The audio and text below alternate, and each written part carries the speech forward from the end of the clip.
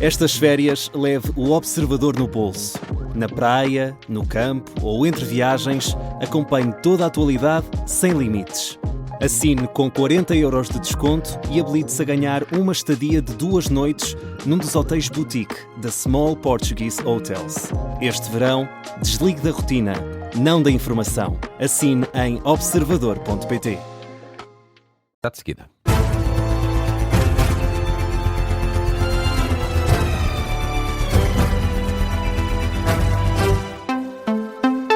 E, Miguel, começamos pelo tema que está a marcar a atualidade, a educação. Parece que tem a palavra agora o Júri Nacional de Exames. O Ministro da Educação revela que os exames estão todos corrigidos. Compete agora ao Júri Nacional, sublinha o Ministro Fernando Alexandre, enviar toda a documentação às escolas para que as classificações possam, por fim, ser afixadas. Para informar que o Júri Nacional de Exames tem todas as classificações prontas para distribuir às escolas. Por isso eu não antecipo razão nenhuma para que hoje não sejam publicadas todas as notas de todos os exames nacionais. A bola está do lado do Júri Nacional, sendo que há uma hora na Escola Padre António Vieira em Lisboa as pautas ainda não tinham sido afixadas. Disso mesmo nos dava conta o repórter Martim Madeira. Martim, e agora?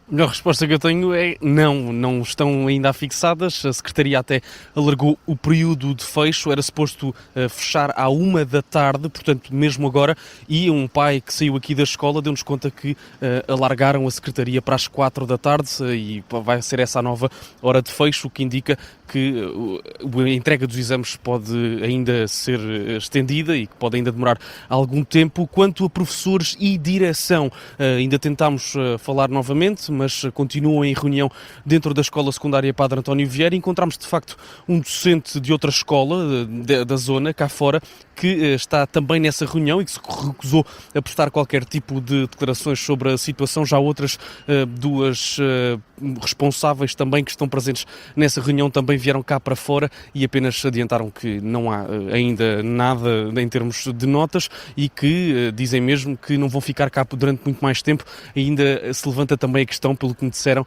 que há dúvida de quem é que vai afixar estas notas, porque de facto estão a demorar muito tempo. Quanto a alunos, encontramos um do 12º que se mostrou preocupado pelos colegas, diz que muitos estão com ansiedade com esta situação dos exames. Já em termos pessoais explicou-nos que vai de qualquer maneira à segunda fase e portanto não faz diferença. Já uma aluna do 11º, que também aqui passou, contou que está preocupada porque pode haver a possibilidade de pedir uma reapreciação do exame de Biologia, que é já na próxima semana, e precisa de saber hoje a nota. De resto, os dois alunos manifestaram uma crítica em comum de que o site usado para as inscrições nos exames não funciona. Dizem que essa plataforma está com constantes erros, sempre a ir abaixo, especialmente quando muitos alunos estão no site em simultâneo e ainda não há notas. Esperemos que em breve essas entregas e essa pauta seja afixada. Lá diz o ditado, quem espera sempre alcança, é também essa a expectativa de muitos pais e também do repórter do Observador Martim Madeira,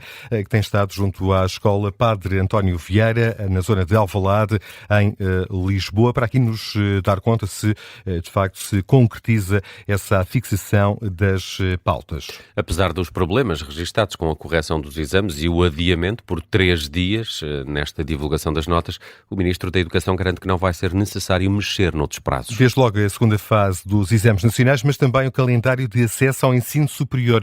Garantia deixada durante o debate de urgência sobre os exames, pedido pelo PCP, que foi antecedido Vasco Maldonado Correia pela tal outra garantia. As provas estão corrigidas e agora o Ministro da Educação passa a bola para o Júri Nacional de Exames. Uma entidade que tem uma independência reforçada, que é bom não esquecer, o que também lhe dá uma responsabilidade acrescida. Fernando Alexandre garante que não há necessidade de rever o calendário de acesso ao ensino superior e promete uma segunda fase mais calma. Vamos poder fazer uma segunda fase com muito mais tranquilidade, o que não quer dizer que não haja ainda processos de melhoria para o próximo ano. Sublinha que em causa está uma necessidade de dar um passo em frente, mesmo que alguns continuem a resistir. Não há outra forma do país avançar sem mudar o nosso sistema educativo. Eu sei que para o Partido Socialista, aliás, isso foi ontem dito aqui por uma deputada, é melhor não fazer nada, porque há o risco de alguma coisa correr mal. Ao PS não serve a carapuça, como explica a deputada Aida Carvalho. O que nunca aceitaremos, Sr. Ministro,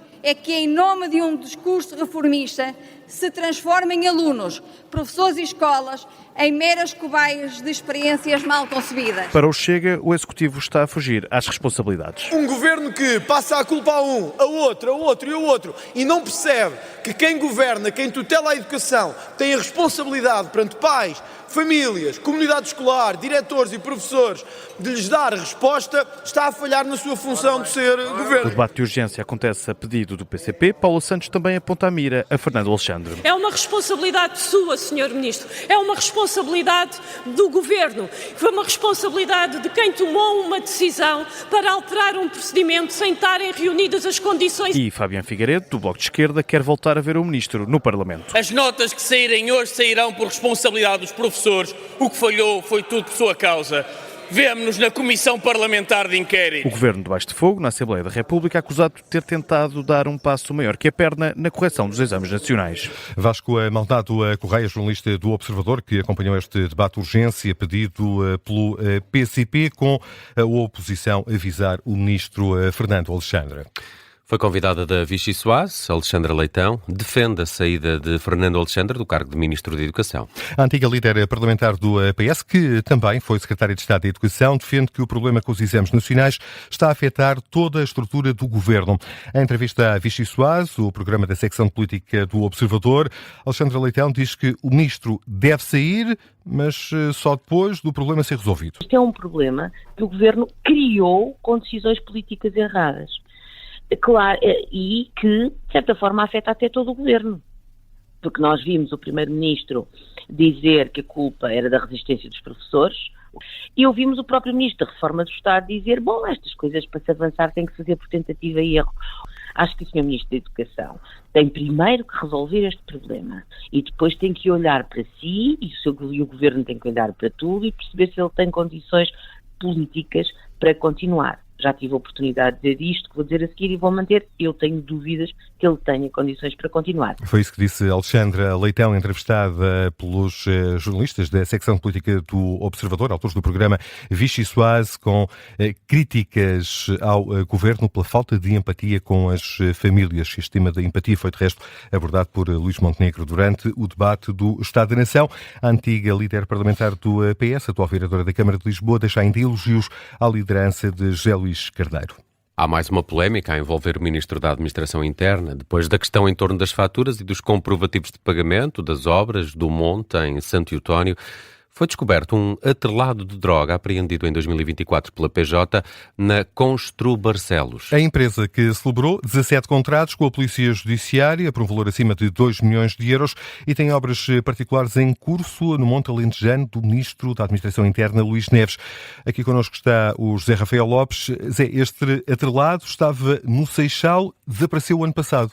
E esta semana foi encontrado, interceptado e removido pela PJ a 350 km de distância, em Barcelos. Estava acoplado a um caminhão da empresa Constru Barcelos, a tal que está a fazer obras para o Ministro da Administração Interna. A notícia foi avançada pela CNN Portugal e pela TVI, que diz que foi aberto um inquérito para apurar as circunstâncias em que o veículo foi parar às instalações da Constru Barcelos. Esta situação está agora a ser investigada. Terá acontecido na altura em que o atual Ministro da Administração Interna era Diretor-Geral da PJ, o cargo que ocupava antes do convite para ser ministro. O atrelado tinha sido apreendido no âmbito de uma investigação da PJ que levou a cabo uma mega operação de combate ao tráfico de droga e desmantelou um laboratório de cocaína em Portugal. A dúvida agora é se esta detecção deste veículo nas instalações do empreiteiro amigo de Luís Neves foi formalmente comunicada ao Ministério Público. Este caso acontece numa altura em que estão a ser investigadas as obras ao Monte do Ministro, em Santo Eutónio. Luís Neves contratou João dos Santos Carvalho, um empreiteiro amigo para fazer o trabalho nos montes. Este empreiteiro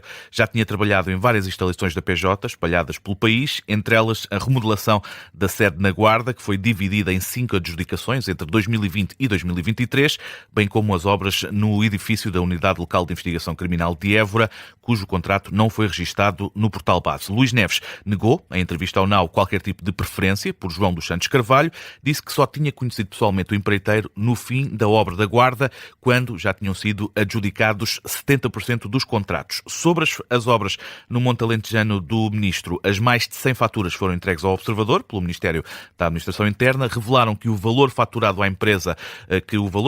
pela empresa por todos os serviços ultrapassou os 23 mil euros. Não foram entregues, contudo, os comprovativos de pagamento por parte de Luís Neves. Entretanto, Zé, há instantes, a Polícia Judiciária divulgou um comunicado, enviou uma resposta ao Observador, perguntas feitas pelo Observador, relacionadas com este caso do outro lado. Que esclarecimentos são prestados? A PJ divulgou precisamente esse comunicado, confirma a abertura de um inquérito e que esse mesmo inquérito já foi comunicado ao Ministério Público, e diz também que esse atrelado que foi interceptado não tinha qualquer tipo de estupefacientes. Os esclarecimentos da Polícia Judiciária, aqui o José Rafael Lopes, que tem em mãos este caso que envolve o Ministro da Administração Interna. Ontem, Luís Montenegro, o Primeiro-Ministro, saiu em defesa do Ministro. Foi durante o debate do Estado da Nação. O chefe de Governo diz que tem confiança total no trabalho de Luís Neves. Outras notícias em destaque a esta hora?